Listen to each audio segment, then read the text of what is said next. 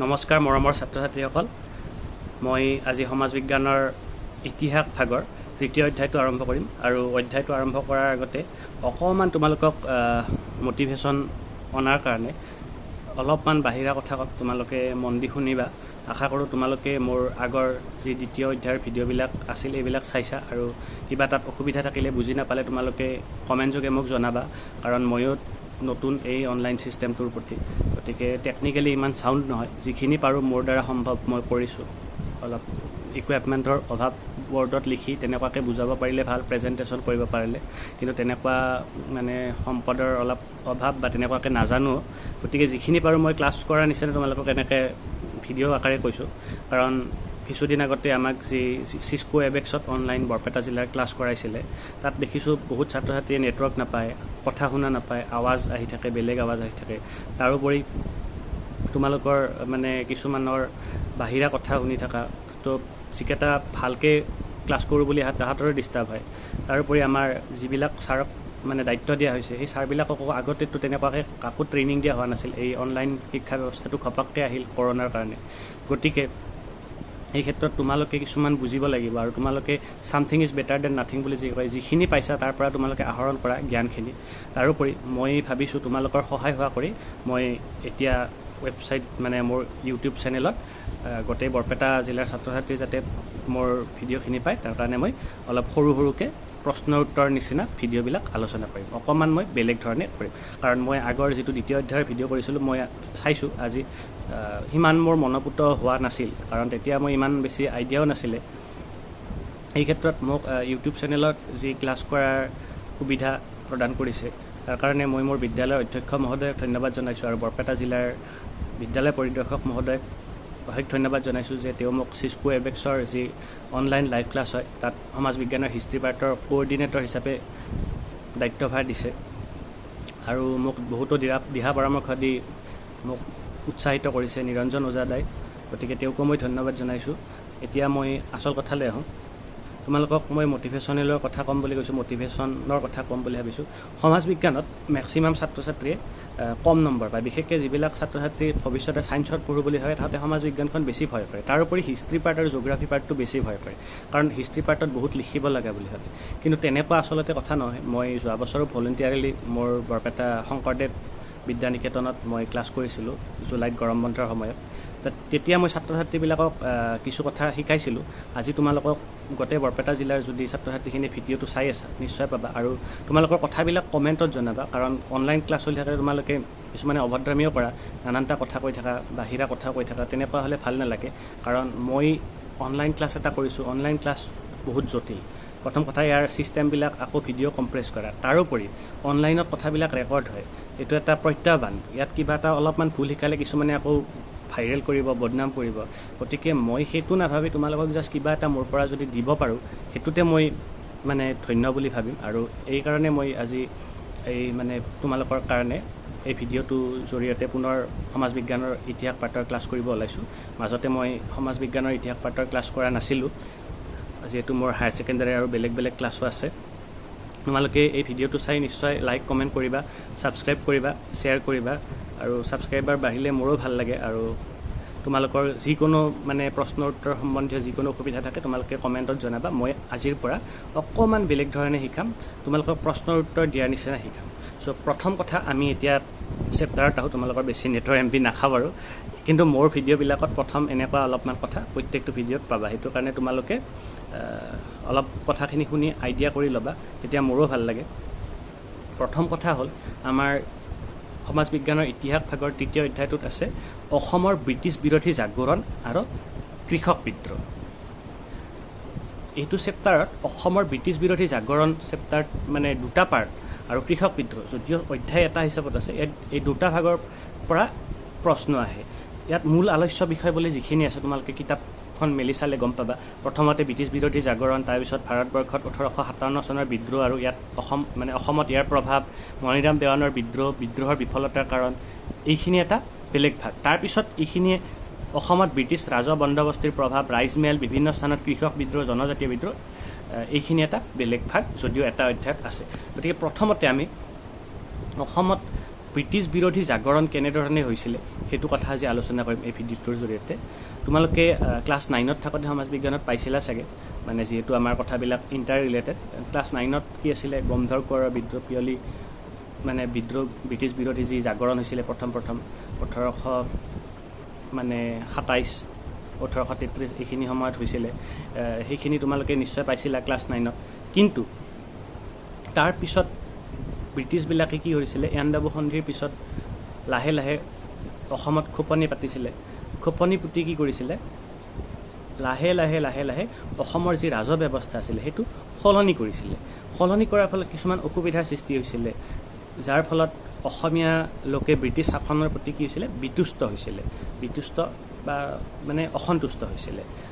তোমালোকে এইটো ক্ষেত্ৰত এটা প্ৰশ্ন আহে, কিতাপৰ পিছফালৰ প্ৰশ্ন চোৱাতকৈ তোমালোকে কিতাপৰ কোনটো টপিকৰ পৰা কেনেকুৱা প্ৰশ্ন আহে সেইটো যদি তোমালোকে চোৱা তেনেহ'লে পাৰিবা। কাৰণ আজিকালি মেট্ৰিকতো মই যদিও হায়াৰ ছেকেণ্ডাৰীৰ লগত বেছি ৰিলেটেড, মেট্ৰিকতো মই দেখোঁ প্ৰশ্নবিলাক ভিতৰৰ পৰাই আহে প্ৰায় ছাত্ৰ ছাত্ৰীৰ জ্ঞানৰ পৰিধিটো চাই।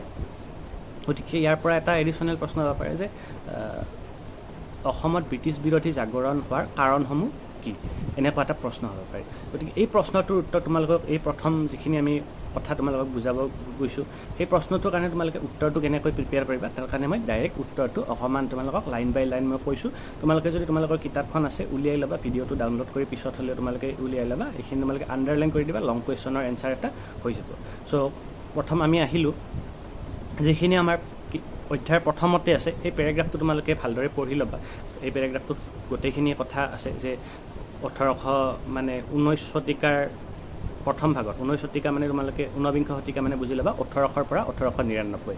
এইখিনিৰ প্ৰথম ভাগত কি হৈছিলে, ব্ৰিটিছ বিৰোধী বিদ্ৰোহ হৈছিলে, যি মই ক'লোঁ গোমধৰ কোঁৱৰৰ বিদ্ৰোহ। সেইবিলাক ব্ৰিটিছে কি কৰিছিলে, দমন কৰিছিলে। তাৰপিছত ব্ৰিটিছে যি মই অলপ আগতে ক'লোঁ ৰাজহ ব্যৱস্থাটোৰ পৰিৱৰ্তন সাধন কৰিছিলে, তাৰ ফলত অসমীয়া মানুহবিলাক, অসমৰ লোকবিলাক বিতুষ্ট হৈছিলে। প্ৰথমতে ভাবিছিলে যে মানসকলক খেদি ইয়াণ্ডাবু সন্ধিৰ পিছত ব্ৰিটিছে অসমত আহি ভাল কৰিব, অসমৰ পুনৰ আহোম ৰজাক অসমত মানে পুনৰ সংস্থাপিত কৰিব, কিন্তু তেনেকুৱা হোৱা নাছিল। তাৰপিছত ইয়াতে তোমালোকে চাবা সম্পূৰ্ণ নতুন ৰাজহ ব্যৱস্থাৰে অৰ্থনীতিও তেওঁলোকৰ আয়ত্তত আনিবলৈ সক্ষম হৈছিল। ব্ৰিটিছসকলে অৰ্থনীতিটো নিজৰ অধীনত আনিবলৈ, নিজৰ কণ্ট্ৰলত আনিবলৈ সক্ষম হৈছিলে এক নতুন ৰাজহ ব্যৱস্থা। এই ৰাজহ ব্যৱস্থাত বিদেশী চৰকাৰখনে কৰ কাটল সংগ্ৰহতহে বেছি গুৰুত্ব প্ৰদান কৰিছিল। বিদেশী চৰকাৰ মানে ব্ৰিটিছ চৰকাৰে কৰ কাটলত নিজৰ লাভটোহে চাইছিল। এতিয়া অসমত ব্ৰিটিছ বিৰোধী জাগৰণৰ কাৰণসমূহ কি বুলি যিটো প্ৰশ্নৰ কথা কৈছিলোঁ, তাৰ কাৰণে তোমালোকে লিখিবা যে ব্ৰিটিছসকলে ভাৰতত খোপনি পুতাৰ পিছত অসমত ইয়াণ্ডাবু সন্ধিৰ পিছত অসমখন দখল কৰে, আৰু অসমত প্ৰথমতে যি আশ্বাস দি আহে, মই এইটো নোটছ দিয়া নাই, মই কথাখিনি বুজাই দিছোঁ, যি আশ্বাস দি আহে যে মানৰ অত্যাচাৰৰ পৰা অসমবাসীক মুক্ত কৰিব, কিন্তু তেনেকুৱা পৰিস্থিতিত নহয়। গোমধৰ কোঁৱৰৰ বিদ্ৰোহে তাৰ প্ৰমাণ কৰে। তাৰপিছত লাহে লাহে ব্ৰিটিছে অসমৰ অৰ্থনীতিটো নিজৰ আয়ত্তত আনিবলৈ খোজে আৰু নতুন ৰাজহ ব্যৱস্থা প্ৰচলন কৰে, যিটো সৰ্বসাধাৰণৰ কাৰণে বৰ অসন্তুষ্টিৰ কাৰণ আছিলে। অসমত ব্ৰিটিছ শাসনৰ পূৰ্বৱৰ্তী অৱস্থাত মুদ্ৰা ৰাজহৰ সংগ্ৰহৰ ব্যৱস্থা নাছিল। এইটো এটা 1 নম্বৰ কাৰণ। অসমত ব্ৰিটিছ বিৰোধীৰ কাৰণ ডাইৰেক্ট তোমালোকে চিন দিব পাৰা যে অসমত ব্ৰিটিছ বিৰোধী জাগৰণৰ কাৰণসমূহ হ'ল 1 নম্বৰ, অসমত ব্ৰিটিছ শাসনৰ পূৰ্বৱৰ্তী অৱস্থাত মুদ্ৰা ৰাজহৰ সংগ্ৰহৰ ব্যৱস্থা নাছিল, কিন্তু ইংৰাজে প্ৰৱৰ্তন কৰা টকাৰ মাধ্যমত মাটিৰ খাজনা আৰু অন্য কৰ কাটল সংগ্ৰহৰ ব্যৱস্থাই অসমীয়া প্ৰজাৰ অৱস্থা শোচনীয় কৰি তুলিছিল, আৰু ব্ৰিটিছ চৰকাৰৰ শোষণ দিনক দিনে বৃদ্ধি পাই আহিছিল। এইটো 1 নম্বৰ তোমালোকে লিখিব পাৰা যে যিটো মুদ্ৰা ৰাজহৰ ব্যৱস্থা, আগতে ৰাজহ খাজনাবিলাক যিটো ব্যৱস্থাত দিছিলে তেনেকুৱা নাছিল। অসমত মুদ্ৰাৰ ব্যৱস্থা, এতিয়া মুদ্ৰাৰ মাধ্যমত খাজনা দিব লগা হৈছিল, যাৰ ফলত অসমীয়া লোকৰ অসুবিধা হৈছিলে, অসমৰ লোকসকলৰ অসুবিধা হৈছিলে। তাৰপিছত তোমালোকে অলপমান তলত কথাখিনি আছে, ব্ৰিটিছ চৰকাৰে নতুন ভূমি ৰাজহ বৃদ্ধি নীতি আৰু মুদ্ৰা অৰ্থনীতিয়ে অসমীয়া সৰ্বসাধাৰণৰ মনত তীব্ৰ অসন্তুষ্টিৰ সৃষ্টি কৰিছিল। এই মুদ্ৰা অৰ্থনীতিয়ে অসমত সুদখোৰ মহাজন শ্ৰেণীৰ সৃষ্টি কৰিছিল, আৰু অসমীয়া প্ৰজাই এই সুদখোৰ মহাজনৰ শ্ৰেণীৰ পৰা টকা ধাৰলৈ লৈ ভূমি ৰাজহ চৰকাৰক দিবলৈ বাধ্য হৈছিল। এইখিনি কথা তোমালোকে আণ্ডাৰলাইন দিব পাৰা। অলপ দীঘল হ'ব, মই নোটছটো আকৌ পিছত তোমালোকৰ যদি ভাল লাগে বা তোমালোকে যদি বিচৰা কমেণ্টত জনাবা, মই নোটছটো সৰু কৰিব চেষ্টা কৰিম। প্ৰথম তোমালোকক ইম্পৰ্টেণ্ট কথাখিনি মই কৈছোঁ, কোনখিনি কথা লিখিব লাগিব আৰু আণ্ডাৰলাইন কোনখিনি কৰিব লাগিব, এইখিনি তোমালোকে আণ্ডাৰলাইন কৰিবা যিখিনি মই কৈছোঁ। পজ কৰি লৈ তোমালোকে ভিডিঅ'টো আকৌ পুনৰ চাই কেনে আণ্ডাৰলাইন কৰি ল'বা। তাৰপিছত চোৱা তলত 2 নম্বৰ কাৰণটো তোমালোকে লিখিব পাৰা। ব্ৰিটিছ চৰকাৰে একদম শেষৰ ফালে আছে, কৃষি কাৰ্য উন্নয়নৰ বাবে একো ব্যৱস্থা গ্ৰহণ নকৰাৰ ফলত অসমৰ বতৰৰ প্ৰতিকূল হ'লেই খাদ্য শস্য উৎপাদনত বিঘিনি ঘটিছিল আৰু অৱধাৰিতভাৱে অসমীয়া প্ৰজাগণ দুৰ্ভিক্ষৰ কবলত পৰিছিল। এইটো এটা ইম্পৰ্টেণ্ট কথা, 2 নম্বৰ কাৰণ, যিটো কাৰণে ব্ৰিটিছ বিৰোধী জাগৰণ হৈছিলে। অসমত এতিয়াও প্ৰায় বানপানী হৈ খেতিপথাৰ নষ্ট হৈ আছে। অসমত বতৰৰ যি প্ৰতিকূল অৱস্থা, সেই প্ৰতিকূল অৱস্থাই খেতি বাতিৰ বৰ অনিষ্ট কৰিছিলে আৰু শস্য উৎপাদনত বিঘিনি জন্মাইছিলে। তাৰপিছত কৈছে যে শেষৰ ফালে চোৱা, এনে কি মাক দেউতাকে পৰিয়ালৰ মূল্যৱান গহনা গাঁঠৰিৰ উপৰি নিজৰ ল'ৰা ছোৱালীকো কেইমুঠিমান চাউলৰ বাবে বিক্ৰী কৰিবলৈ বাধ্য হৈছিল। বিক্ৰী কৰিব মানে দাস হিচাপে বিক্ৰী কৰিছিল বা বেলেগৰ ঘৰত লগোৱা লিক চৌ কৰি থাকিবৰ কাৰণে বিক্ৰী কৰিছিল। ইফালে কলেৰা আৰু বসন্তই উজনি অসমত মহামাৰীৰ ৰূপ ধাৰণ কৰিছিল। সেই সময়ত এতিয়া যেনেকৈ কৰোণাই ভয়াৱহ ৰূপ ধাৰণ কৰিছে, আগতে চিকিৎসা ব্যৱস্থা সিমান উন্নত নাছিলে। কলেৰা আৰু বসন্ত, আই ওলোৱা বুলি কয়, সেই বেমাৰে কি কৰিছিলে, উজনি অসমত ভয়ংকৰ ৰূপ ধাৰণ কৰিছিলে। তাৰপিছত পিছৰ চনকেইটা তোমালোকে নিলিখিলেও হ'ব, অলপ সৰু কৰা চেষ্টা কৰিছোঁ লাহে লাহে, কিন্তু আণ্ডাৰলাইন কৰি থ'বা, তোমালোকক লাগিব পাৰে। তাৰপিছত চোৱা নেক্সট তলত আহা 3 নম্বৰ কাৰণ। আমি প্ৰথমৰ পৰা নিলিখোঁ, অলপ মাজৰ পৰা লিখিম। চাহ খেতিয়কক উৎসাহিত কৰিবলৈ চাহ বাগিচাৰ অন্তৰ্গত ভূমি ৰাজহ ৰেহাই দিছিল। কি কৰিছিলে ব্ৰিটিছসকলে অসমত আহি চাহ খেতিৰ উদগনি যোগাইছিলে। চাহ খেতি ব্ৰিটিছসকলে আৰম্ভ কৰা বুলি ক'ব পাৰি। গতিকে কি কৰিছিলে, চাহ খেতিয়কসকলক ৰাজহ ৰেহাই দিছিলে। ফলস্বৰূপে কি হৈছিল, ভূমি ৰাজহৰ বোজা দুখীয়া সাধাৰণ কৃষকে বহন কৰিবলগীয়া হৈছিল। এইটো 3 নম্বৰ কাৰণ।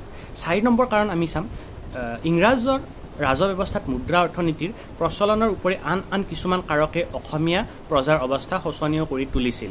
উদাহৰণস্বৰূপে ভাৰতবৰ্ষৰ অন্যান্য ৰাজ্যৰ দৰে অসমতো ব্ৰিটিছ শাসনে কুটিৰ শিল্পৰ অৱনতিত অৰিহণা যোগাইছিল। আহোম ৰাজত্বৰ দিনৰ পৰা অসমত পাট মুগাৰ সমগ্ৰ ভাৰতবৰ্ষতে এক বিশেষ বজাৰ আছিল। অলপমান মই চেঞ্জ কৰি কৈছোঁ বাক্যটো, তোমালোকে আণ্ডাৰলাইন কৰি যাবা। কিন্তু ব্ৰিটিছ শাসনে বিলাতী বস্ত্ৰৰ আমদানি পৃষ্ঠপোষকতা কৰাত অসমীয়া এই কুটিৰ শিল্পৰ লগত জড়িত মানুহখিনিৰ অৱস্থা শোচনীয় হৈ পৰিছিল। এইটো 4 নম্বৰ কাৰণ। অলপমান দীঘল হৈছে, মই এইটো সৰু কৰি দিব পাৰিম। তোমালোকক যদি কমেণ্টত তোমালোকে জনাবা কি কি অসুবিধা আছে, মই তোমালোকক নেক্সট ভিডিঅ' কৰি সৰু কৰি দিম, বা মই হোৱাটছএপ যোগে তোমালোকক নোটছখিনি দিয়াৰ ব্যৱস্থা কৰিম। তাৰপিছত 4 নম্বৰ কাৰণ, তোমালোকে কেই নম্বৰ হ'ল জানো, 1 2 3 4 5 নম্বৰ হ'ব চাগে। সাধাৰণ শ্ৰেণীৰ মানুহৰ এনে অৱস্থা বুলি তোমালোকে পৰীক্ষাত ডাইৰেক্ট লিখি নিদিবা। সাধাৰণ শ্ৰেণীৰ মানুহৰ শোচনীয় অৱস্থাৰ বিপৰীতে এনেকুৱাকৈ লিখিবা। এই অৱস্থা বুলি লিখিলে ভাবিব যে কিতাপখনৰ পৰা চাই লিখিছে। শোচনীয় অৱস্থাৰ বিপৰীতে অভিজাত শ্ৰেণীৰ লোকসকলৰো যে ব্ৰিটিছৰ অধীনত অৱস্থা ভাল আছিল সেইটো ক'ব নোৱাৰি। এইবিলাক তোমালোকে জানা যে অকল দুখীয়াখিনিৰে যে বেয়া হৈছিল তেনেকুৱা নহয়। অভিজাত মানে যিবিলাক অলপ ধনী শ্ৰেণীৰ আছিল, অলপ ওপৰৰ শ্ৰেণীৰ আছিল, তেওঁলোকৰো যে কিবা ভাল হৈছিল তেনেকুৱা নহয়।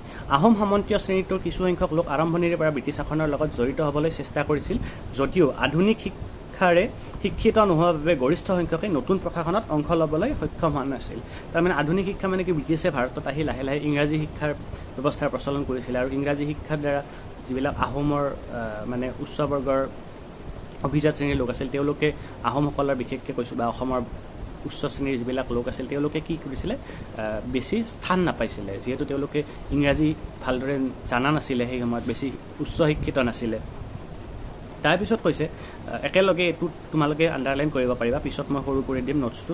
বংগদেশৰ পৰা বঙালী শিক্ষিত লোকক আমদানি কৰিবলৈ বাধ্য হৈছিল, যিহেতু আমাৰ অসমীয়া মানে অভিজাত শ্ৰেণীৰ মাজত শিক্ষিত তেনেকুৱা লোক নাছিলে।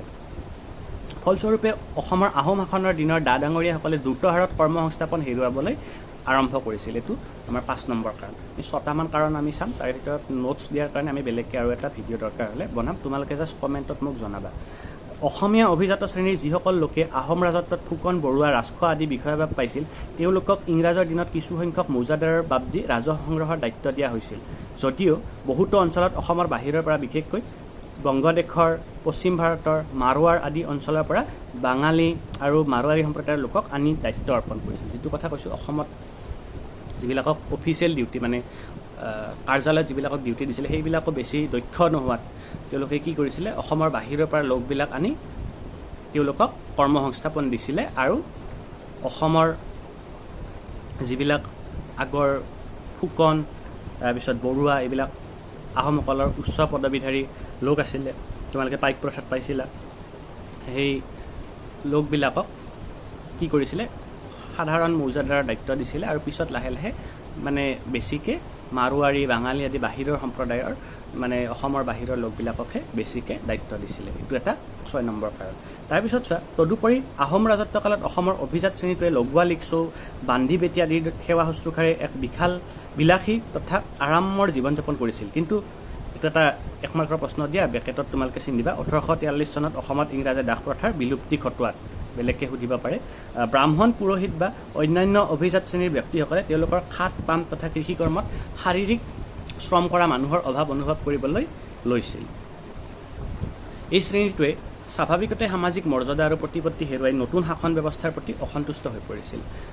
নতুন যিহেতু আগতে কাম কৰা মানুহ পাইছিলে, ব্ৰিটিছে অহাৰ পিছত দাস ব্যৱস্থাটো বন্ধ কৰি দিলে অসমত 1843 চনত।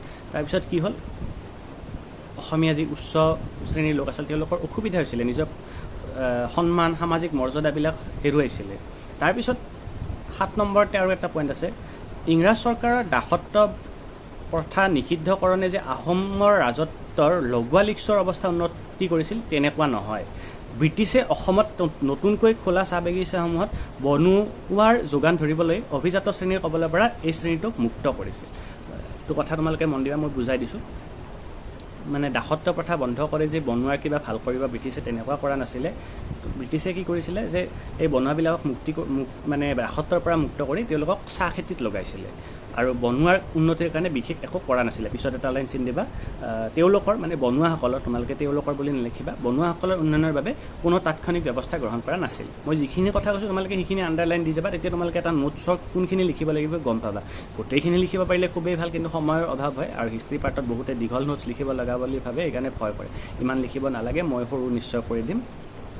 তাৰপিছত চোৱা আৰু এটা কথা, এইটো তোমালোকে আণ্ডাৰলাইন ভালকৈ দিবা, ইতিহাসবিদ হেৰম্বকান্ত বৰপূজাৰী। তোমালোকে যদি ভৱিষ্যতে হিষ্ট্ৰী পঢ়া নিশ্চয় HK বৰপূজাৰী বুলি তোমালোকে তেওঁৰ কিতাপ পঢ়িব লাগিব। তোমালোকক সেইকাৰণে মই নামটো ক'লোঁ, এই নামটো আণ্ডাৰলাইন কৰি থ'ব পাৰা। ইম্পৰ্টেণ্ট ইতিহাসবিদ, অসমৰ মানে উল্লেখযোগ্য ইতিহাসবিদ। তেওঁ উল্লেখ কৰিছে যে উজনি অসমৰ ভালেমান ব্ৰাহ্মণ পুৰোহিতে 1857 চনৰ বিদ্ৰোহত ব্ৰিটিছ শাসনৰ বিৰুদ্ধাচৰণ কৰিছিল। যিহেতু তেওঁলোকৰ হাতৰ পৰা ব্ৰিটিছ চৰকাৰে পূৰ্বৰে পৰা ভোগ দখল কৰি অহা লাখেৰাজ তথা নিষ্কৰ ভূমিসমূহৰ অতিৰিক্তখিনি কাঢ়ি লৈছিল আৰু বাকীখিনিৰ ওপৰত খাজনা বহুৱাইছিল। স্বাভাৱিকতে এই শ্ৰেণীৰ লোকসকলো ইংৰাজৰ শাসন বিৰোধী হৈ পৰিছিল। আগতে কি আছিলে, পুৰোহিত শ্ৰেণীৰ লোকসকলক তেওঁলোকৰ মাটিৰ কি দিব লাগে, খাজনা দিব নালাগিছিলে, তেওঁলোকক সুবিধা দিয়া হৈছিলে। কিন্তু কি হৈছিল, তেওঁলোকৰ অতিৰিক্ত ভূমিবিলাক ব্ৰিটিছে লৈ লৈছিলে আৰু তেওঁলোককো কি কৰিছিলে, বাকী যিবিলাক আছে তাৰ ওপৰত খাজনা দিব লগা কৰিছিলে। তাৰ ফলত কি হৈছিলে, ডাঙৰ ডাঙৰ যিবিলাক ব্ৰাহ্মণ পুৰোহিত আছিলে তেওঁলোকেও ব্ৰিটিছৰ শাসনৰ প্ৰতি অসন্তুষ্ট হৈছিলে। এনেকুৱা ভালেমান কাৰণত অসমীয়া লোকসকলে, অসমৰ লোকসকলে ব্ৰিটিছ বিৰোধী এক আন্দোলনৰ সূচনা কৰিছিল। এই ব্ৰিটিছ বিৰোধী আন্দোলনটো অসমত মানে প্ৰথমটো আমি ক্লাছ 9ত পাইছোঁৱে। নেক্সট যিটো অসমত ব্ৰিটিছ বিৰোধী আন্দোলন হ'ব, এইটো 1857 চনৰ ব্ৰিটিছ বিৰোধী আন্দোলন। এইটো সৰ্বভাৰতীয় পৰ্যায়ত কিছুমানে চিপাহী বিদ্ৰোহ বুলিও কয়, কিন্তু মই ইয়াতে অসমত যিহেতু চিপাহীৰ বেছি ইয়াত উল্লেখ নাই, সেইকাৰণে অসমত 1857 চনৰ বিদ্ৰোহ বুলিয়ে জনা যায়। গতিকে 1857 চনৰ বিদ্ৰোহৰ বাবে এইকেইটা কাৰণ তোমালোকে লিখিব পাৰা। এইখিনিলৈকে তোমালোকে যদি কিবা বুজি পোৱা নাই মোক নিশ্চয় জনাবা আৰু কমেণ্টত কিবা ক'ব লগা থাকিলে ক'বা।